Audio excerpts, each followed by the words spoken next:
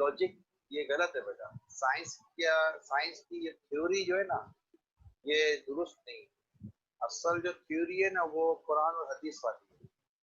और आला हजरत जो हमारे इमाम अहले सुन्नत आला हजरत ने ये प्रूफ किया है कि जमीन साकिन है, यानी जमीन मूव नहीं करती।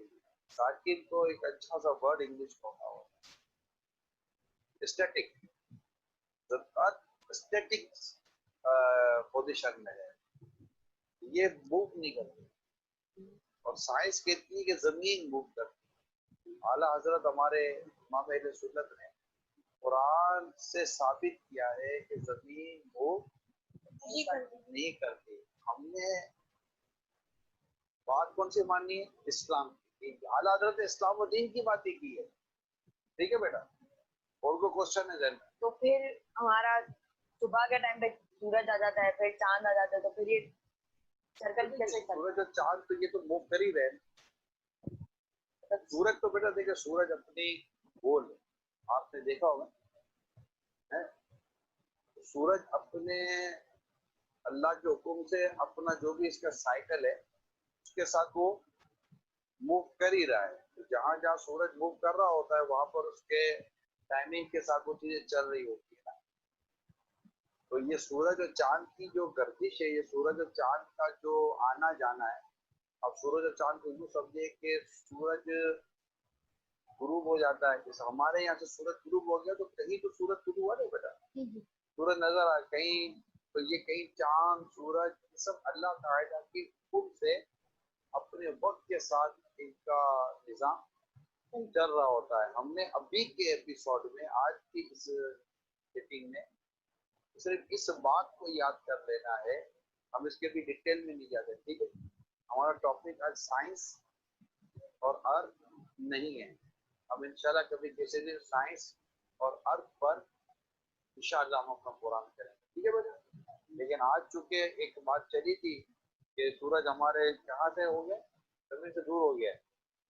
ठीक है, और आपने जैसे इन्होंने कहा कि जमीन अर्थ रोटेट कर रही है, तो ये चीज अभी हमने शुरू में डिस्कशन हुई, तो ये चीजें दुरुस्त नहीं है। जमीन साकिन, जमीन अपनी जगह पर रुकी हुई है।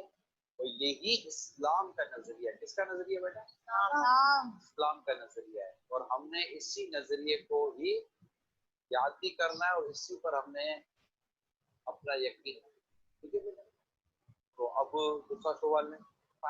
साइंस कहती है जमीन सूरज के गिर्द घूमती है, आला हजरत कहते हैं जमीन ठहरी हुई है। जमीन जमीन जमीन घूमती नहीं। साइंस वाले बच्चों को भी पढ़ा रहे हैं, जमीन सूरज के गिर्द घूमती है, वो पूरा चक्कर बताते हैं। आला हजरत कहते हैं जमीन ठहरी हुई है। किताब लिखी, सिर्फ जबानी नहीं कहा, किताब का नाम अल फौजुल मुबीन। 105 दलीलें दी हैं उसमें कि जमीन हरकत नहीं करती। कितनी ऊंची दुनिया लगी हुई है उस किताब पर। आज काम हो रहा है उस पर, इंशाअल्लाह आपको वाज़े हो जाएगा। 105 दलीलें दी अकल वालों के लिए, उनको समझाया, कुरान से भी हदीस से भी अकल से भी समझाया कि जमीन हरकत। जमीन सूरज के गिर्द घूमती है या कि सूरज जमीन के गिर्द घूमती है? इस वर्ष कुरान की में क्या होगा? कुरान का हुक्म तो हम बताते हैं आपको, पहले इस पे थोड़ी सी करें। इससे मुझे एक बात याद आई है, वो आपको पता था उलमा अरब ने किसी जमाने में फतवा दिया था, जो जमीन को साकिन न माने वो काफिर जी। और ये बरेलियों की भी बातें खिल गई होंगी सब। तो इमाम साहब ने तो पूरी किताब लिखी है, मतलब बरेली साहब ने, जमीन साकिन। और मौलवी डिटाई के साथ उस किताब का हवाला देते हैं और फिर कहते हैं आज तक साइंसदान परेशान थे कि जवाब देंगे। और सर वो इस बात से नहीं परेशान किया, जवाब नहीं है, वो इस वजह से परेशान है कि इंडिविडी पोंगी मारी है ये जवाब दिए वेले बैठे ने। मेरा यूट्यूब के ऊपर एक क्लिप है मेट्रॉइड शाबिर साहब के, इंजीनियर मोहम्मद मिर्जा दिखे, तो मैंने यानी उसमें डिस्कस किया इसको कि कुरान जो कहता है ना हमने जमीन को बिछौना बनाया, इससे इन लोगों ने रिजल्ट निकाल दिया कि जमीन एक जगह रुकी हुई है। हालांकि अल्लाह ताला इसको ये कहना चाह रहा है कि जमीन یہ اسی طریقے سے جس طرح حضرت عائشہ نے سمجھایا کہ زمین کو ہم نے اس قابل بنایا کہ یہ بچھونا ہے, ورنہ ہر سیکنڈ میں 2 زلزلے زمین کے اوپر آتے ہیں. اگر ان کا ایمپلیٹیوڈ بڑھ جائے تو آپ زمین پہ رہ نہیں سکتے. زمین کے ساکن ہونے کے اوپر تو کوئی آیت موجود نہیں ہے, حتیٰ کہ قرآن پاک میں تو اس کے الٹ بات ہے, کل فی فلک یسبحون, تمام اجرام فلکی آسمان میں تیر رہے. اور یہ تیرنے کی زبردست بات, آپ دیکھیں تیرنے والی چیز میں 2 کوالٹیز ہوتی ہیں. گول چیز اگر تیر رہی ہو نا, اس میں 2 کوالٹیز ہوتی ہیں, کہ ایک تو وہ تیر بھی ہوتی ہے اور وہ گھوم رہی ہوتی ہے. یہ بیسٹ چیز تھی جو بتائی جا سکتی کہ یہ تیر رہے, اپنے محور کے گرد بھی گھوم رہے ہیں اور اپنی باقی موشنز بھی کر رہے ہیں. تو سر اسٹیبلش سائنس اس وقت یہ کہتی ہے, اور یہ چیز پروو بھی ہو چکی ہے, کہ زمین جو ہے یہ سورج کے گرد گھومتی ہے. جب قرآن کی بات آتی ہے سن رائز اور سن سیٹ کی, وہ لٹریچر کی زبان میں, جیسا کہ آپ اگر امریکہ کا بھی اخبار اٹھائیں گے اس کو بھی سن سیٹ اور سن رائز لکھا ہوگا. اس کا یہ مطلب نہیں کہ سورج نکلتا ہے اور سورج غروب ہوتا ہے, وہ ود رسپیکٹ ہے, ورنہ سورج غروب نہیں ہوتا. اب اصل میں میٹنگ کرنے کا مقصد یہ تھا کہ ہم ڈسکس کریں کہ ٹھیک ہے, ایک طرف جو ہے کچھ لوگ وہ ایکسیپٹ کرنے کو تیار نہیں ہیں, مطلب کہ سائنس کی کوئی بھی بات ہے, ہم نے یہ سمجھ لیا ہے کہ سائنس اور جو اسلام ہے یہ ایک دوسرے سے اپوزٹ ہیں, اور پھر ایک کانفلکٹ اس کی وجہ سے ارائز ہوتا ہے, اور پھر کیا ہے کہ نتیجہ یہ نکل آتا ہے کہ جو بندہ تھوڑا سا ریلیجیس ہے تو وہ سائنس کی طرف جانا پسند نہیں کرتا, اور جو جس کا کوئی تھوڑا سا دماغ سائنس میں چل جاتا ہے وہ سارے جو ریلیجیس مائنڈیڈ لوگ ہیں ان کو احمق سمجھے گا, یا ان کو سرے سے مطلب وہ کئی لوگ اس لیول پہ چلے جائیں گے کہ ان کو دنیا پہ ہونا ہی نہیں چاہیے تھا سارا, ٹھیک ہے نا. تو میرا سوال ابراہیم صاحب آپ سے یہ ہے کہ یہ بتائیں کہ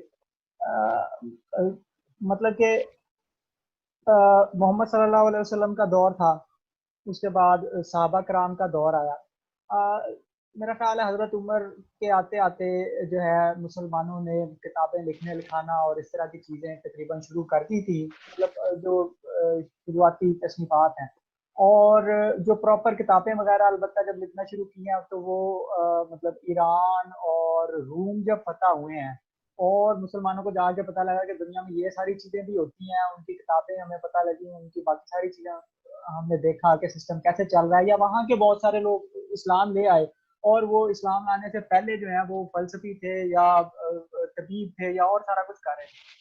تو ہمارا اور ان لوگوں کا انٹریکشن جو ہے اس کی وجہ سے مطلب کیا چینجز آئیں, ہوا کیا؟ نہیں بلال صاحب, پہلے تو میں آپ کی ایک پرسیپشن تھوڑی سی ٹھیک کر دوں کہ جی بعد میں جا کے لوگوں کو چیزوں کا اندازہ ہوا, ایسی بات نہیں ہے. عرب جو ہیں بنیادی طور پہ مکہ کے جو لوگ تھے وہ تاجر تھے اور تجارت کے لیے آتے جاتے تھے, تو جو ان کے سفر ہوتا تھا اس میں صرف وہ گڈز ایکسچینج اور سیل آؤٹ نہیں کرتے تھے, آئیڈیاز بھی ایکسچینج اور سیل آؤٹ ہوتے تھے, ٹھیک ہے. اچھا, اس میں مسئلہ یہ ہے فار ایگزامپل آئیڈیاز ایکسچینج ہونا, میرا یعنی کہ کہنے کا مقصد یہ نہیں تھا کہ وہ بالکل ہی اس چیز کا کانسیپٹ نہیں تھا. ظاہر ہے مدینہ میں یہودی موجود تھے, ان کے پاس بائبل بھی موجود تھی, وہ سارا کچھ تھا, کتاب کا کانسیپٹ نہ ہونا بات نہیں ہے, لیکن اس طرح سے رواج نہیں تھا. یوں سمجھنا کہ جی مثلاً آج سے 10 سال پہلے سے آن لائن ٹیوٹرنگ جو ہے وہ ایک مطلب دنیا میں بہت بڑی فیلڈ ہے, اس کے باوجود پاکستانیوں نے کب شروع کی ہے, جب مجبور ہو گئے ہیں. بلال صاحب بات تو سنیں نا, بلال صاحب بات سنیں آپ, میں آپ کو اسی پیریڈ سے 2-3 مثالیں دے سکتا ہوں. مسلمانوں نے حضرت صلی اللہ علیہ وآلہ وسلم کی زندگی میں ہی بہت ساری نئی ٹیکنیکس کو, ٹیکنالوجیز کو اڈاپٹ. اس کی سب سے بڑی مثال آپ کی آتی ہے کہ غزوہ خندق کے موقع پہ جو خندق کھودی گئی تھی, عربوں نے اس سے پہلے کوئی نہیں دیکھی تھی, یعنی جس کو لشکر آ کے مدینہ کے باہر کھڑا ہوا تو یہ ان کے لیے نئی چیز تھی, ان کو سمجھ نہیں آ رہی تھی how to deal with that, ٹھیک ہے. اسی طرح سے آپ اس سے تھوڑا سا پہلے آ جائیں, غزوہ بدر کے موقع پہ جو کفار قید ہوئے تھے ان کے کفارے کی کیا شرط لگائی گئی تھی, یہ بتا سکتے ہیں؟ کہ بچوں کو پڑھانا جا رہا, 10 انصاری بچوں کو یا انصاری لوگوں کو جو پڑھا دیا جائے, مجھے اس کی تفصیل کا اندازہ نہیں ہے اس وقت، کہ 10 بندوں کو پڑھا دیا جائے. اب پڑھنے لکھنے کا رواج مسلمانوں میں، اچھا یہ جو ہے اب کفار مکہ جو ہے لکھنا پڑھنا سکھائیں گے، مذہب کی تعلیم تو نہیں دیں گے. ظاہر ہے بالکل، انڈرسٹوڈ بات ہے نا. بالکل. تو پڑھنے لکھنے کا رواج شروع سے انسٹل تھا. آپ کی جو ابتدائی آیات میں اقرا میں اقرا قرآن کے لیے نہیں ہے لیکن پڑھنے کے لیے، جب آپ ٹو دا لیٹر ظاہر ہے اس وقت ٹرانسلیٹ جب کرتے ہیں. آپ اقرا کہہ رہے ہیں اس وقت قرآن نام کی تو کوئی چیز موجود ہے ہی نہیں فی الحال. تو یہ بات کرنا کہ جی چیزیں اس طرح سے کانسیپٹ تھا، اور کانسیپٹ بڑی پریکٹیکلی اس کے اوپر عمل بھی ہو رہا تھا، اس سے پریکٹیکلی بینیفٹ بھی لیے جا رہے تھے. اب ہم آ جاتے ہیں اس کرنٹ صورتحال کے اوپر کہ کیوں یہ ڈائرکی ہے، ایک سارٹ آف فرکشن ہے دونوں کے بیچ میں. جو مذہب جو ہے وہ اور جو سائنس ہے وہ ہینڈ ان ہینڈ نہیں چل سکتے. کیوں لازمی ہے کہ دونوں کے درمیان جو ہے فرکشن ہوگی، کوئی نہ کوئی لڑائی جھگڑا ہوگا آپس میں. جو میری انڈرسٹینڈنگ ہے اس کے حوالے سے یہ ہے کہ ہمارے پاس بہت سارے ایسے سائنسدان آئے ہیں جو کہ ملٹی ڈائمینشنل ان کی وہ رہی ہیں پریکٹسز. یعنی البیرونی صاحب جو تھے، یہ 10,000 یعنی 1,000 سال جس وقت ہو رہا ہے، یہ جو نیو ملینیم شروع ہوا ہے، یہ تو اس وقت جو ہے البیرونی تھے. آپ کے پاس بے انتہا وہ تھے سائنسدان تھے مسلمانوں کے. ساری ایشو یہ ہے کہ جس وقت آپ کے پاس اسٹیبلٹی ہوتی ہے اس وقت یہ چیزیں فلرش کرنا شروع ہو جاتی ہیں. آپ کے پاس اگر پولیٹیکل اسٹیبلٹی نہیں ہے، یا آپ کے پاس پولیٹیکلی جو نیشنل لیول کے اوپر، نیشن کا تو لفظ آج کل کا ہے لیکن اسٹیٹ کی یا امپائر کے لیول کے اوپر جو ہے آپ کے پاس جون سی مین ایکٹیویٹی ہے، دیٹ از دا تھنگ کہ وہ ڈیفائن کر رہی ہے کہ آپ کی اوور آل ساری چیزوں کو. اب آپ دیکھیں حضرت صلی اللہ علیہ وسلم کے زمانے میں اس کا پرائمریلی آبجیکٹو تبلیغ تھا، لوگوں کو اسلام سے روشناس کرانا اور گمراہی سے نکال کے ان کو ہدایت کی روشنی سے منور کرنا تھا. خلافت راشدہ کے جب آپ کے پاس پیریڈ آتا ہے، حضرت ابو بکر کا پیریڈ آپ نکال دیں رضی اللہ عنہ کا، تو حضرت عمر حضرت عثمان کے دور میں جو ہے نا بے تحاشا ایکسپینشن ہوئی. ایکسپینشن کے اتنے پیریڈ میں اس کی مثال کی نہیں ملتی. ٹھیک ہے، تو وہ اس وقت کا آپ کا جو نیشنل ایکٹیویٹی تھی وہ اس حوالے سے تھی کہ جو ایکسپینشن کرنی ہے، لوگوں کو جو ہے نا وہ اپریس جو سسٹم ہے، چاہے بیزنٹائن امپائر تھی یا ساسانیڈ تھے ایران میں، تو وہ ان کو کرنا تھا. اس کے بعد جس وقت اموی آئے تو ان کا بھی نیریٹیو فتوحات کے اوپر ہی فوکس تھا. وہ فتوحات کرتے جا رہے تھے، اسپین فتح کیا، سندھ فتح کیا، سینٹرل ایشیا تک بخارا انہوں نے فتح کیا اس زمانے میں. اچھا، ان کی خلافت جو ہے تقریباً 90 سال تک چلی. اس کے بعد آپ کے پاس آ جاتے ہیں عباسی. جس وقت عباسی آتے ہیں تو وہ جتنی پاسبل ایکسٹینٹ تھا ایکسپینشن کا وہ آلریڈی اچیو ہو چکا تھا. لمٹ ہو گئی تھی. اس سے زیادہ اس وقت کی ٹیکنالوجی کی، اس وقت کی کنسٹرینس کے حوالے سے ممکن نہیں تھا کہ اس سے زیادہ ایکسپینشن ہو سکے. تو انہوں نے اسٹیبلٹی قائم کی، انہوں نے جو ہے نا وہ ٹریڈ کو فوکس کیا، ساری چیزوں کو کیا. اس کے ساتھ ساتھ انہوں نے ایک پیٹرنیج شروع کی اسکالرس کے لیے. مدینہ الحکمہ قائم کیا، جو کتاب لے کر آتا کرتا تھا خلیفہ صاحب کو پسند آ گئی تو اسی کتاب کے وزن کے برابر سونا بھی مل جاتا تھا. کیا تو یہ چیزیں ساری تھیں. سوری، یہی سونا ہی سونا، ڈھیروں سونا ملتا تھا. وہ ایک پیٹرنیج تھی. یہاں پہ بیسکلی آپ کا جو وہ ہوتا ہے کیا کہتے ہیں اس کو،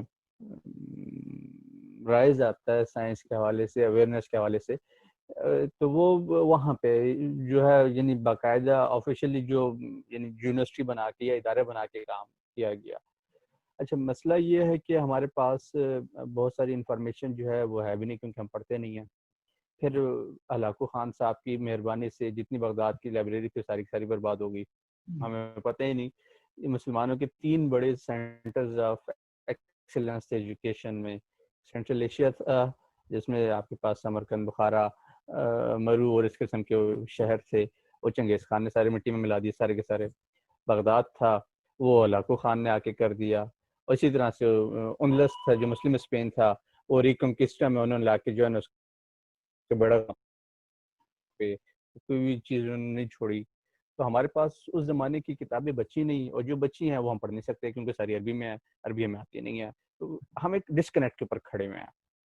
سو ابھی تک میرے خیال میں یہی ہے. اب آپ بتائیں کہ اس سے آپ کیا نتیجہ خاص کرتے ہیں؟ اصل میں اگر آپ دیکھیں نا بغداد میں, تو عباسی دور میں تقریباً 1200-1300 کے دوران مطلب کہ شہروں کے اندر کم سے کم اسٹینڈرڈ آف لیونگ باقی دنیا کی نسبت سمجھے کہ وہ ٹاپ پہ چل رہا تھا, ٹھیک ہے. اور جب انسان کے پاس مطلب اس فن اپنے وقت ہاں ٹاپ پہ تھے, تو جب اسٹینڈرڈ آف لیونگ بہتر ہوتا ہے تو پھر لوگ ضروریات کے سے آگے نکل کے وہ لگژریز کی طرف جاتے ہیں, ٹھیک ہے. تو اس وقت پھر کتابیں اور پڑھنا پڑھانا اور علمی مباحثے کرنا یہ ساری جو ہے یہ چیزیں مطلب کافی کامن ہو چکی تھی. کم سے کم شہروں میں تو بے تحاشا ان چیزوں کا رواج. اور مطلب کہ آپ دیکھیں تو وہ جس طرح اسپین میں آپ کو اگزامپل ملتی ہے کہ مطلب کہ فیشن آئیکونز تھے دنیا کے, کہ جس طرح وہ کپڑے پہن رہے ہیں, جس طرح وہ بات کر رہے ہیں, جس طرح وہ ڈسکشنز میں پارٹیسپیٹ کر رہے ہیں, باقی دنیا ان کو فالو کرتی تھی. جس طرح وہ کھانے کھا رہے ہیں اس کو فالو دنیا, بلکہ مطلب آج تک ہم ان سسٹمز کو فالو کر رہے ہیں پوری دنیا میں, صرف مسلمانوں میں نہیں.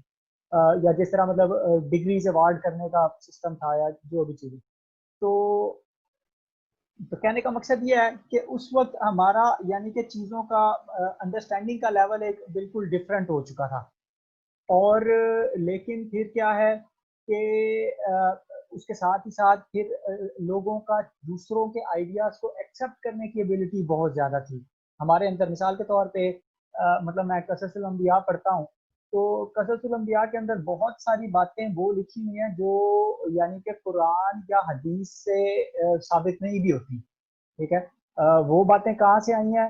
وہ باتیں فار ایگزامپل مطلب کہ اصول یہ ہے کہ اگر کوئی چیز قرآن میں قرآن سے متصادم نہ ہو اور حدیث سے متصادم نہ ہو, اور آپ کو جنرل نالج کی کوئی بات کہیں سے پتہ لگ رہی ہے, تو آپ اس چیز کو ایز اے اسکالر آپ اس چیز کو لکھ سکتے ہیں, اس کو کاپی کر سکتے ہیں, اس کو سائٹ کر سکتے ہیں. اس میں کوئی مطلب کہ مذائقہ نہیں سمجھا جاتا تھا. تو لوگوں نے اس وقت باقی دنیا میں انہوں نے جا کے دیکھا کہ ایرانی کیسے زندگی گزار رہے ہیں. اصل میں میرا سوال کا مقصد یہ تھا, یا رومیوں کا کیا حساب کتاب ہے, اور پھر جب سلطنت مزید ایکسپینڈ کر گئی ہے تو مثلا انڈیا کا جو نالج تھا, اسی طرح چائنا کا نالج تھا, تو اس سارے نالج کو ٹرانسلیٹ کرنا, اس کو اسٹڈی کرنا کوئی بہت بڑا مسئلہ مطلب کہ مسلمانوں کے لیے اس وقت نہیں تھا. مطلب کہ بے تحاشا آپ ایک نہیں, دو نہیں, 100 نہیں, ہزاروں بندوں کے نام آپ لے سکتے ہیں جو نہ صرف اسلام میں, فقہ میں, حدیث میں ٹاپ پہ تھے دنیا میں, جن کو آج تک ہم فالو کرتے ہیں, جن کی کتابوں کو فالو کیا جاتا ہے, بلکہ وہ ایسٹرونومی میں بہترین کام اپنے دور کے لحاظ سے, کیمسٹری میں بہترین کام کر رہے تھے, فزکس میں, باٹنی میں, زوالوجی میں, ہر جیوگرافی میں, جیولوجی میں, سارے شعبہ ہائے زندگی کے اندر, انجینئرنگ وغیرہ کے اندر وہ میجر کام کر رہے تھے. اور وہ نالج کہاں سے آ رہا تھا؟ وہ ایکچولی ان کا اپنا پیدا کیا ہوا نہیں تھا. شروع میں وہ سارا نالج جو ہے وہ دوسرے لوگوں سے, دوسری قوموں سے حاصل کیا گیا تھا. پھر اس کے اوپر تھوڑا بہت ہم نے آبویسلی ایڈ اپ کیا چیزوں کو. تو اگر اس وقت اب ایک عالم ہے جو بہت بڑا فقیہ بھی ہے, مثلا ابن رشد ہے, ابن رشد جیسا بندہ جو مطلب کہ قاضی چیف جسٹس کے عہدے کے اوپر فائز ہے اپنی سلطنت میں, اور حدیث کے اوپر وہ کتابیں لکھتا ہے, وہ فقہ کے اوپر اجتہاد کے اوپر کتابیں لکھتا ہے, اور ساتھ ہی ساتھ وہ افلاطون کی پوری فکر جو ہے اس کو ٹرانسلیٹ کرتا ہے, اس کے اوپر تفسیر لکھتا ہے, اس کی کمنٹری لکھتا ہے, اور اس کو کوئی مسئلہ نہیں ہے, اس کو کوئی تکلیف نہیں ہے کہ نہیں یہ میں کون سا کام کرنے لگا ہوں یہاں پہ, ٹھیک ہے نا. تو پھر کب ہمیں تکلیف ہونا شروع ہوئی ہے؟ مسئلہ یہ ہے کیوں ہونا شروع ہوئی ہے, کب یہ مسئلہ بنا ہے؟ اب ایشو یہ ہے کہ جس وقت لیڈرشپ ترکوں کے پاس آ گئی, ترکوں کے پاس ایک اسٹیبل صورتحال تھی, اکانومی بھی تھی, سب کچھ تھا, لیکن وہاں پہ اس طرح سے آپ کو کوئی centre of education, centre of knowledge نظر نہیں آتا. یہ شاید بنیادی وجہ تھی کہ وہ جو پیریڈ ہے 1200-1300 سینچری کا, اس کے بعد سے ہمارے پاس مسلمانوں میں کوئی اس طرح سے آرگنائزڈ سینٹر اسٹیبلش کرنے کی کوشش کی نہیں گئی، چاہے وہ ہندوستان ہو کہ ایران ہو کہ ترکی ہو کہ عرب ہو یا مصر ہو. اس کا پھر یہ آفٹر میتھ ہے، یہ اس کے ایفیکٹس ہیں جو کہ آج تک آپ کو نظر آ رہے ہیں. آپ کے کہنے پھر کا اس میں مطلب ہے ایک انڈرسٹینڈنگ میری یہ بھی ہے کہ جس وقت پھر ترکی کی یورپ کے ساتھ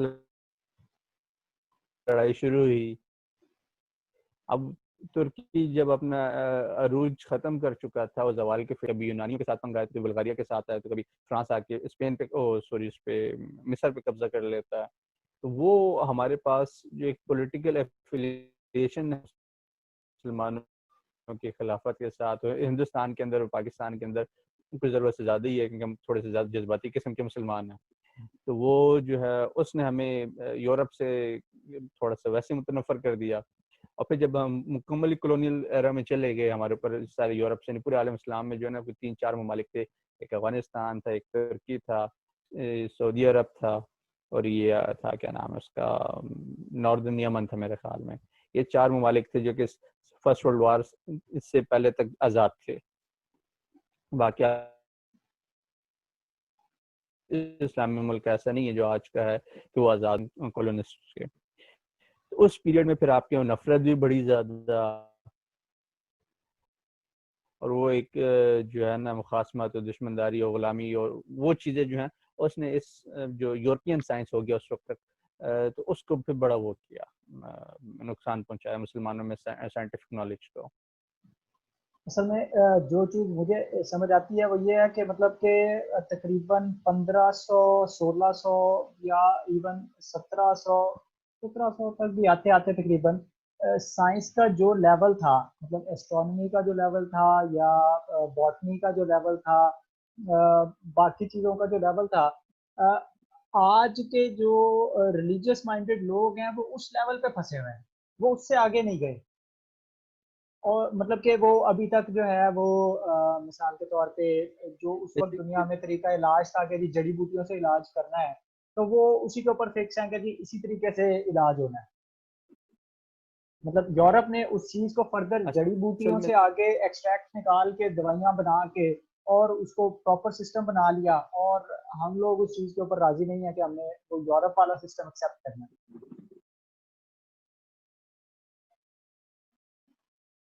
اچھا سنیں، میں آپ کو بتاتا ہوں. اب یہ جس پیریڈ کولونیلزم جو ہے وہ عروج پہ پہنچنا شروع ہو گیا ہے، یعنی وہ آپ کے پاس 1400 میں جو ہے یہ واسکو ڈی گاما اور کولمبس نے جو ہے نا نئی راستے، نئی ٹیریٹریز، نئی اکنامک اپرچونیٹیز ڈسکور کر لی ہیں. ٹھیک ہے، اس کے بعد سے ہی آپ کا کولونیلزم جو ہے وہ شروع ہوتا ہے. اچھا، اب سسٹم جو ہے وہ اوور نائٹ کولیپس نہیں کرتا. آپ کے پاس سسٹم کو جو چل رہا ہوتا ہے اس کا مومنٹم ہوتا ہے، وہ دھکا لگتے اس کو ختم ہونے میں، اس کو رکنے میں ٹائم لگتا ہے. جو آپ کے پاس ایک وہ تھی نالج کی کویسٹ تھی، وہ تھی موجود. آپ کو جو ہے ابھی بھی آپ جو ہیں وہ کہیں گے کہ جی یار بغداد میں جو ہے اتنی بڑی لائبریری تھی، یا اسپین میں لائبریری تھی، کتابیں لکھی تھیں، یا البیرونی کی لکھی ہوئی کتابیں تھیں، تو آپ آج بھی اس کی بات کرتے ہیں، اس کو یاد کرتے ہیں. تو وہ جو سسٹم تھا، وہ جو لوگوں میں شوق تھا، وہ چلتا رہا. لیکن ایک پوائنٹ آیا جب آپ کے پاس آرگنائز سینٹر نہیں ہے لیڈ کرنے کے لیے، لوگوں کو سکھانے کے لیے، سمجھانے کے لیے. اس وقت جو ہے آپ کے پاس پھر جب نئی سوچ نہیں آ رہی، نئی ڈائریکشن نہیں آ رہی، تو پھر چیز رک جاتی ہے. ہوا یہی ہے ہمارے ساتھ کہ جو اوور آل مسلمانوں کی جو ایک مینٹل کیپیسٹی ہے وہ رک چکی اسی پیریڈ میں، جہاں پہ ہم سمجھتے ہیں کہ جی جس طرح ہمارا ترکی کے عروج تھا خلاف کبھی روسی آ کے لڑ رہے تھے، تو روسی سازش کہ جس وقت ہمارا عروج تھا ہم اسی ٹائم پہ پھنسے ہیں.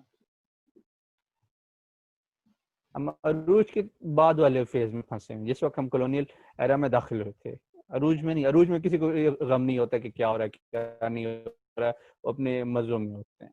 عروج کے بعد والے فیز کی بات ہو رہی ہے. کہ جس وقت آپ زوال میں آ رہے ہوتے ہیں نا اس وقت آپ سینسیٹیو زیادہ ہو جاتے ہیں ایسی چیزوں کے حوالے سے. عروج میں تو آپ سب کے پھنٹا لگا رہے ہوتے ہیں نا تو آپ کو کوئی فرق نہیں پڑتا ہے, لیکن جب آپ کو پھنٹا لگنا شروع ہوتا ہے تو اس وقت پھر آپ سینسیٹیو ہو جاتے ہیں کہ یار یہ بھی یہ سارے آپس میں مل کے مجھے مار رہے ہیں اس لیے مجھے درد ہو رہا ہے, ورنہ آپ سارے کہ آپ اکٹھے ہو کے پورے محلے کو پھنٹا لگا رہے ہوں تو آپ کو کوئی چوٹ نہیں لگ رہی ہوگی تو آپ کو محسوس بھی نہیں ہوگا کہ کتنی شدت سے پھنٹا لگ رہا ہے. تو ہمارا ایشو یہ والا تھا اس میں, تو وہ ہم نے فیل اس وقت کرنا شروع کیا کہ بھی یہ اور اس تھاٹ سے ہم آج تک نکل نہیں سکے, اس اسٹیٹ آف مائنڈ سے کہ بھی سارے ہمارے خلاف ہیں, سارے ہمارے خلاف سازش کر رہے ہیں, ہمیں آگے نہیں بڑھنے دینا چاہتے. بھائی آپ کو پڑھنے سے چلیں, آپ کالونیل ایرا میں تھے, 70 سالوں سے 60 سالوں سے 50 سالوں سے ڈپینڈنگ اپان کے کون سا اسلامی ملک کس وقت آزاد ہوا ہے, آپ کی یونیورسٹیاں بنانے پہ کس نے پابندی نہیں لگائی ہوئی, اپنے ایجوکیشن سسٹم جو ہے اس کو اپگریڈ کرنے پہ کسی نے پابندی نہیں لگائی ہوئی. نہیں, لیکن وہاں پہ ایون مسئلہ یہ ہے جاپان نا, اور جرمنی اس قسم مسئلہ کے جو ممالک ہیں, مسئلہ یہ ہے کہ یونیورسٹی بنائیں یا آپ اسکول کالج بنائیں, کچھ بھی بنائیں, تو وہ تو انگریزوں کی باقیات ہیں, ٹھیک ہے نا. ہمیں حکومت سے ضرورت یہ ہے کہ حکومت ہمیں مدرسے بنا کے دے, تو پھر ہمیں حکومت پہ ٹرسٹ آئے گا. مسجدیں بنائے, مدرسے بنائے, دیکھیں ہماری حکومت ہو تو پھر ہم مانیں گے اس یہ کو, اس سے پہلے ہم کیوں مانیں بھائی. دیکھیں یہ جو اسکول اور مدرسے کی ڈیوائڈ ہے نا, یہ بیسکلی انگریزوں کی دین ہے ہمارے لیے. کیوں؟ اب اسپیسیفکلی ہندوستان کی بات کرتے ہیں کہ انڈیوائڈیڈ ہندوستان جو ہے, جس وقت مغلوں کی حکومت تھی یا اس کے پاس دہلی سلطنت تھی, تو اس میں ڈفرنٹ ڈائناسٹیز نے آ کے رول کیا. ایشو یہ ہے کہ یا as a matter of fact بات یہ ہے کہ سرکار کی طرف سے ہر آبادی میں, ہر بستی میں ایک مسلمان عالم اور ایک ہندو عالم وہ متعین ہوتا تھا. اس کا ذمہ داری یہ ہوتی تھی کہ بچوں کو پڑھائے گا لکھائے گا. وہ صرف مذہب نہیں پڑھاتا تھا, وہ جو اس وقت کے کنٹمپریری سبجیکٹس ہوتے تھے وہ بھی پڑھاتا تھا. اس میں مطلب اس وقت سرکاری کا جو مجھے ٹیچر. زیادہ اندازہ نہیں ہے, اس میں منطق ہوتی تھی. سرکاری ٹیچر ہوتا تھا ہر جگہ پہ, ایک ہندو ایک مسلمان. ٹھیک ہے, آپ کیسے ایکسپیکٹ کر سکتے ہیں کہ ایک ملک جو ہے جو کہ اپنے وقت میں گلوبل جی ڈی پی کا 25% کنٹریبیوٹ کر رہا ہو, وہ کیسے جو ہے اس میں آ سکتا ہے, کیسے بغیر تعلیم کے چل سکتا ہے. ابھی ہم اس پہ آ رہے تھے اسکول اور مدرسے کی ڈیوائڈ پہ.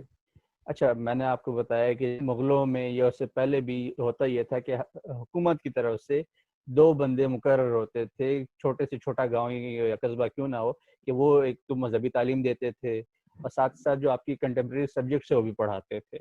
جس وقت انگریز آئے تو انگریزوں نے کیا کیا کہ انہوں نے سب سے پہلے جو مذہبی مدرسہ ہے وہ انگریزوں نے بنایا تھا مسلمانوں کا, کہ جی آپ نے مذہبی تعلیم یہ پڑھیں. یہ ڈیوائڈ سے شروع بنگال میں قائم ہوا تھا, جس وقت کیونکہ انگریزوں کی حکومت سب سے پہلے بنگال میں. تو اب صورتحال یہ ہے کہ جس وقت انگریز سیریسلی یہ فیل کیا کہ جی ہم بڑی شدت سے پکڑے جائیں گے یا اس کے یعنی ہندوؤں کے ساتھ کمپٹیشن میں ہم نہیں ہیں, کیونکہ ہندوؤں نے جو ہے وہ بنارس ہندو کالج یا بنارس ہندو یونیورسٹی جس کا نام بھول گیا, وہ 1857 کے 58 کے فوراً بعد ہی بنا لی تھی, ودن 15 or 20 ایئرس. جبکہ ہمارے پاس جو ایم اے او کالج ہے وہ بہت لیٹ بنا ہے اس کے مقابلے میں, یہ 1870 کے بعد بنا ہے. تو وہ اچھا, اب جو بیسک ڈیوائڈ آپ کے جو مسلمانوں کے اندر آتی ہے وہ یہاں پہ آتی ہے علی گڑھ اور دیوبند کے درمیان.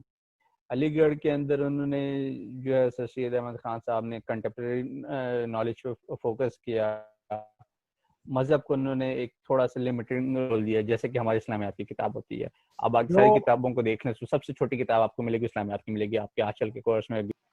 دیوبند والوں نے کیا کیا, دیوبند والوں نے کیا کیا کہ انہوں نے فوکس کر لیا دینیات کے اوپر. اچھا, میں آپ کو بڑی مزیدار بات بتاتا ہوں.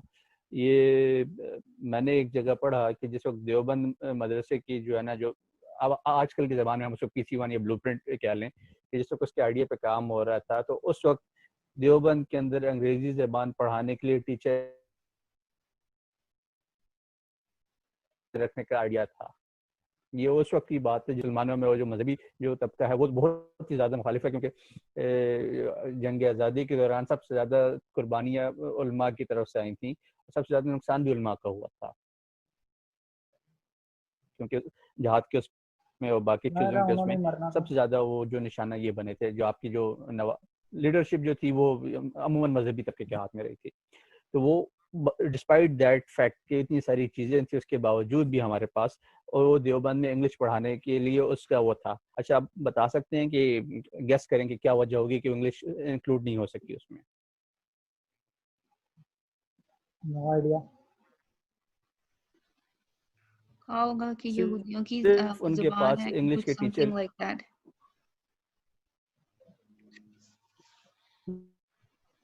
نہیں, بالکل بھی نہیں, ایسا کہیں پہ بھی نہیں تھا. ہوا یہ تھا کہ جو انگلش کا ٹیچر تھا اس وقت اس کی پے افورڈ نہیں کر سکتے تھے وہ, اور باہر کوئی سے چکر نہیں تھا اور کوئی ریزن نہیں, فورن فیکلٹی انڈکٹ صرف کرنی تھی. Financial resource.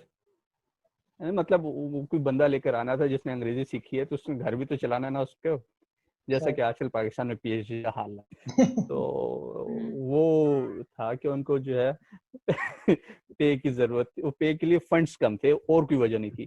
اچھا, اب یہ آپ کے پاس آ جاتی ہیں دو ایکسٹریمز. ایک طرف آپ نے مذہب کو بڑا لمٹ رکھ دیا ہے, آپ اس کو بہت ہی بیسک جو ہے لائف میں آپ کو نہیں پڑھائی جا رہی وہاں پہ, جو کہ آج بھی ایسے ہی ہے. دوسری طرف آپ نے بالکل مذہب کر دیا, آپ نے سائنس میتھس اور چیزوں نے نکال دیا اس میں سے. اب یہ this was bound to happen کہ آپ کی ایک ڈائرکی ڈیولپ ہوئی, ایک ڈیوائڈ آئی, ایک خلیج آئی بیچ میں دونوں اس کے درمیان, جو مسٹر اور ملا کا ڈیوائڈ جس کو ہم کہتے ہیں, جو آج بھی ہمیں نظر آ رہی ہے. اب یہاں پہ بہت ساری ایسی بھی اٹیمپٹس تھیں جو کہ ان دونوں کو مرج کرنے کی لیے تھیں. اس میں ایک ندوۃ العلماء کا نام آپ نے سنا ہوگا, یہ میرے خیال میں انہوں نے کیا تھا شبلی نعمانی نے, اور ان کے جو شاگرد تھے سید سلمان ندوی, وہ ندوۃ العلماء کے ہی پڑھے ہوئے تھے. اسی طرح سے ایک دو ادارے اور بھی بنے تھے, لیکن چونکہ یہ دیوبند اور علی گڑھ جو ہے وہ زیادہ اسٹیبلشڈ ہو چکے تھے, اتنے زیادہ انفلوئنشیل ہو چکے تھے کہ ان کو مرج کرنے کی, ان کو ملانے کی کوششیں وہ اتنی کامیاب نہیں ہو سکیں جو کہ ہونی چاہیے.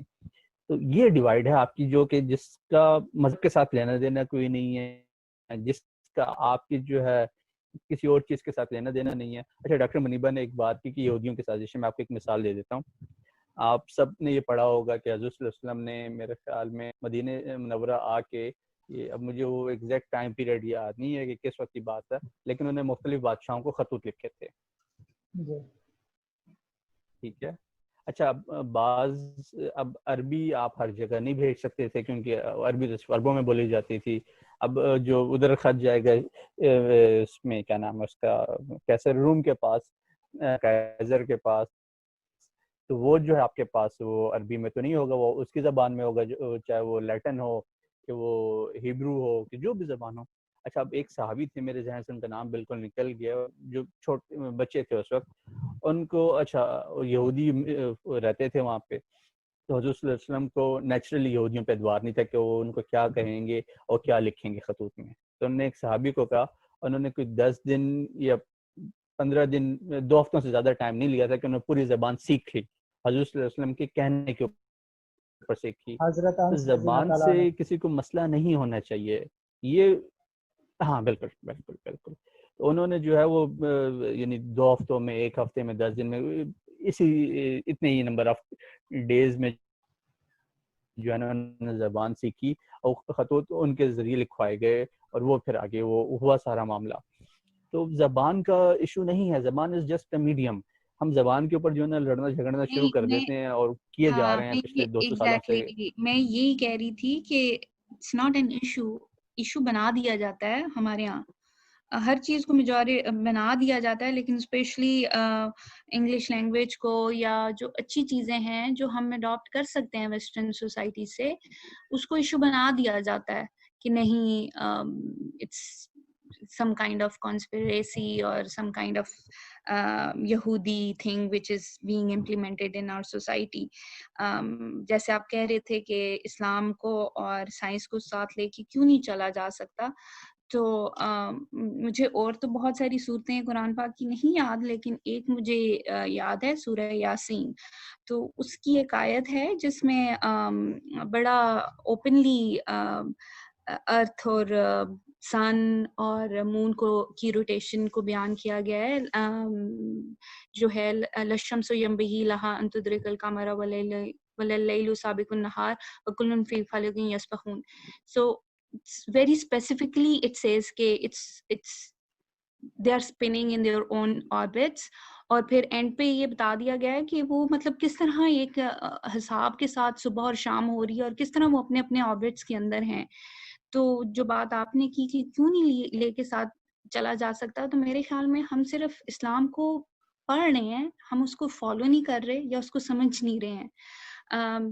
دس از کہ اگر وہی مولوی صاحب نے اسی قرآن پاک کو، اور یہی سورہ یاسین بہت زیادہ پڑھی جانے والی صورت ہے، اس کا اگر یہ ترجمہ یا اس کو سمجھ کے انہوں نے پڑھا ہوتا بغیر مطلب ثواب کی نیت سے، تو ہم پڑھتے ہی پڑھتے ہیں، لیکن ایک قرآن پاک ایک مکمل کتاب ہے نا، ضابطہ حیات ہے، اس کے اندر چیزیں بیان کی گئی ہیں سمجھنے کے لیے، یہ صرف تکریم سے اوپر رکھنے کے لیے یا پھر ثواب کی نیت سے پڑھنے کے لیے تو نہیں اتارا گیا نا.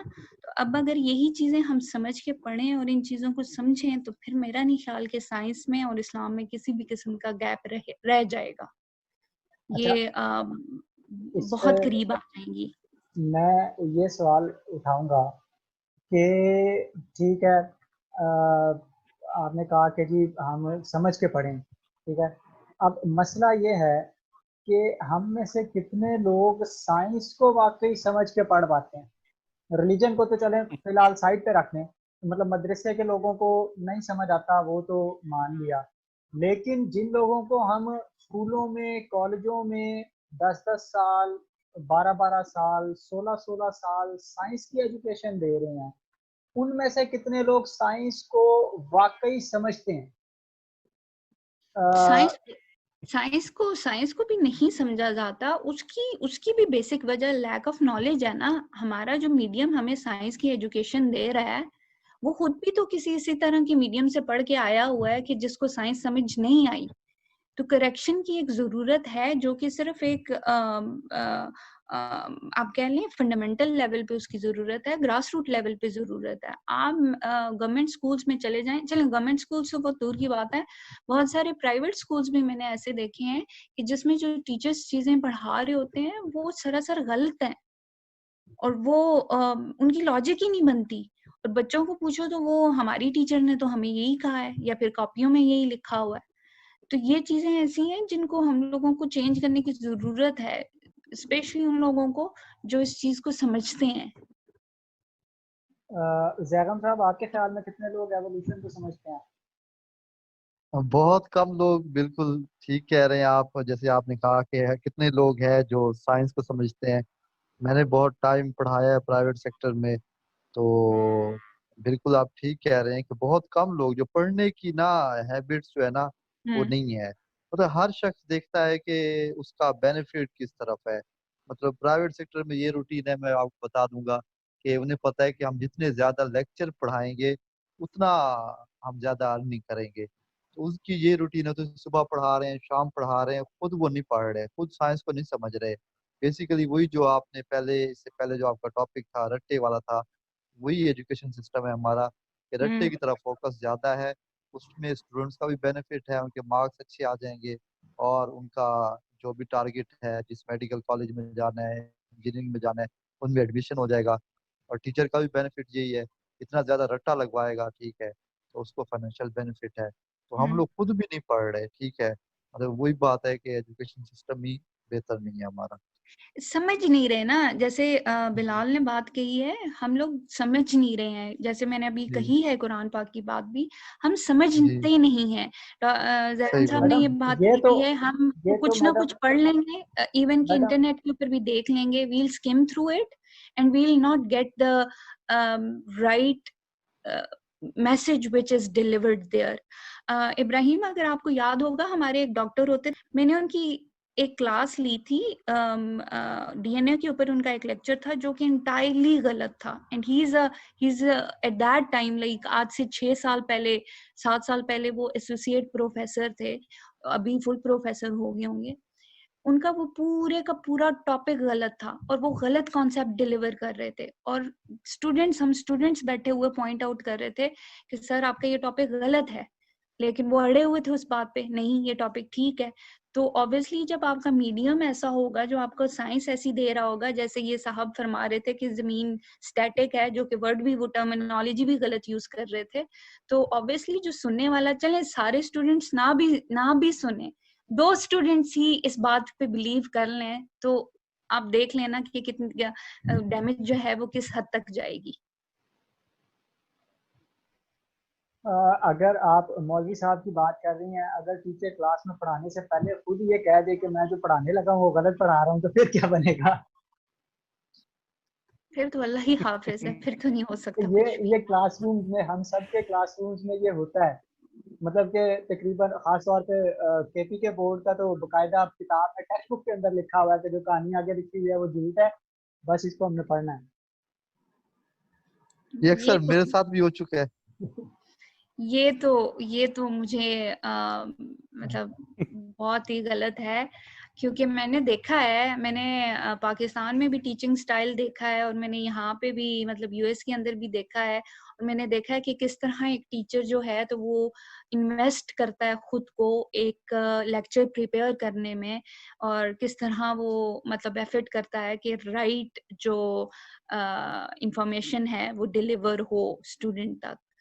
तो अगर इस तरह की चीज कोई लिखी हुई है केपीके की टेक्स्ट बुक में, तो मेरे ख्याल में तो वो तो बहुत गलत है, वो नहीं होनी चाहिए। बेसिकली ये वाली सारी चीजें जो हैं आती हैं आपके एवोल्यूशन की थ्योरी के ऊपर।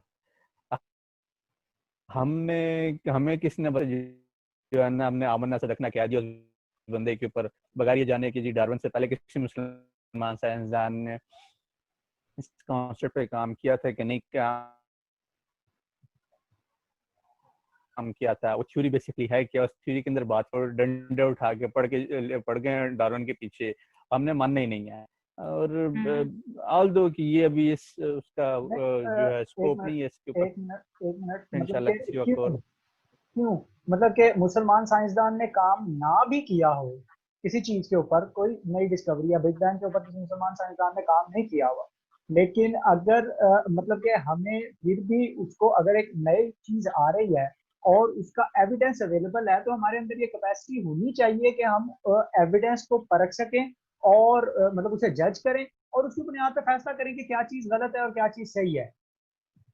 एग्जैक्टली यही चीज है। अभी वो जो नया स्टूडेंट है 16 इयर्स का जिसने पेपर पब्लिश किया है, everyone was going crazy about it. I am pretty sure कि किसी ने उसकी रिसर्च को नहीं पढ़ा कि उसने रिसर्च की क्या है। आप किसी एक बंदे को पूछ लें, हम लोगों का ऐसा ही है, पेपर कोई पब्लिश होता है, फेसबुक पे आता है, सारे नीचे कॉन्ग्रेट्स लिखते हैं एंड ऑल दैट। मुझे इंतहाई चिढ़ है इस चीज से। Majority times we even do not read the title of the paper कि पेपर के अंदर है क्या। नीचे सबने लाइनें लगाई हुई होती हैं, congratulations, well done, good job and all that stuff. ये चीज है हम लोगों को, रिगार्डलेस मुस्लिम साइंटिस्ट ने क्या काम किया था, इंडियन साइंटिस्ट ने क्या काम किया है, अमेरिकन साइंटिस्ट ने क्या काम किया है। अभी तो हम लोगों को, हमारे जो अच्छे साइंसदान थे वो तो 200-400 साल पीछे रह गए ना। अभी तो हमें दोबारा खुद को उठाना है, आगे बढ़ना है, तो उसके लिए हमें पढ़ना है। जो रिसर्च हो चुकी है उसको पढ़ना है, उसको समझना है। फर्स्ट पहला स्टेप ये है कि हमें वो समझ आ जाए कि दुनिया में इस टाइम पे हो क्या रहा है, उसके बाद हम अपनी थेरीज पेश कर सकते हैं ना। वरना तो हम जो थेरीज पेश कर रहे हैं वो पाकिस्तान के, या वैक्सीन का, कोरोना की वैक्सीन के ऊपर काम हो रहा है जी, तो I was reading every other day कि पाकिस्तान के फलानी यूनिवर्सिटी ने वैक्सीन तैयार कर ली है, like it's done, it's ready to deliver. नस ने कर ली है, पीयू ने कर ली है, कैम ने कर ली है। I was like at least you guys need some time to test this vaccine. मतलब उसके ट्रायल्स नहीं हुए, उसका क्लिनिकल नहीं हुआ, कुछ भी नहीं हुआ।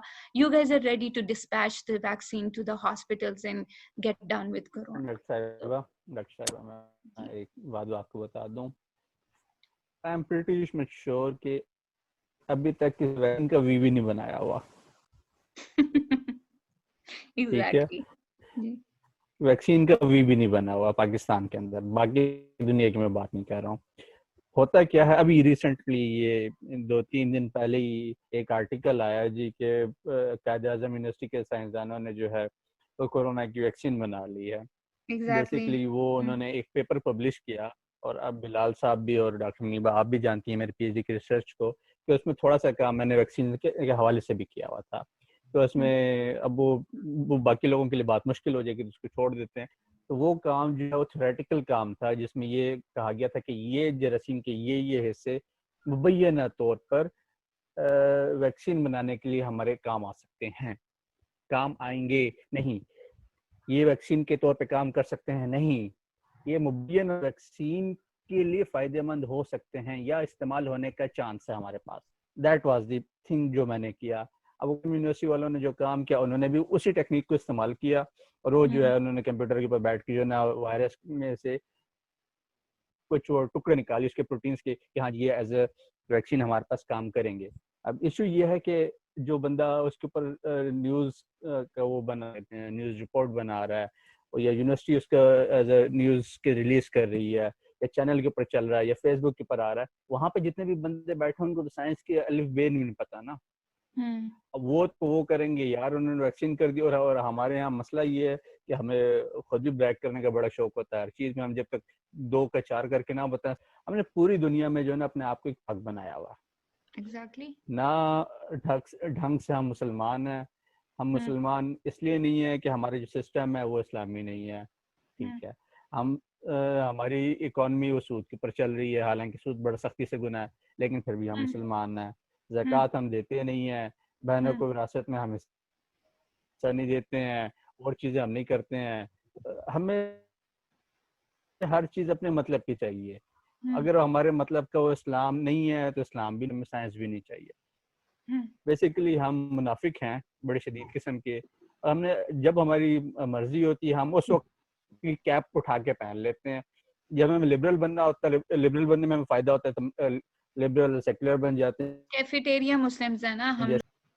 اچھا, تو اب فائنل ایک ووٹ دے کے اپنی رائے بتا کے یہ جو ہے نا گفتگو ختم کرتے ہیں. سوال یہ ہے کہ جب ہمارے سائنسدانوں کا یہ حال ہے, وہ اس سائنسدان کے پیپر پہ کمنٹ کرنے والوں کا یہ حال ہے, اس کی خبر دینے والوں کا جو ٹی وی کے اوپر بتا رہے ہیں ان کا یہ حال ہے, تو پھر اس بیچارے مولوی کا کیا قصور ہے؟ صحیح بات.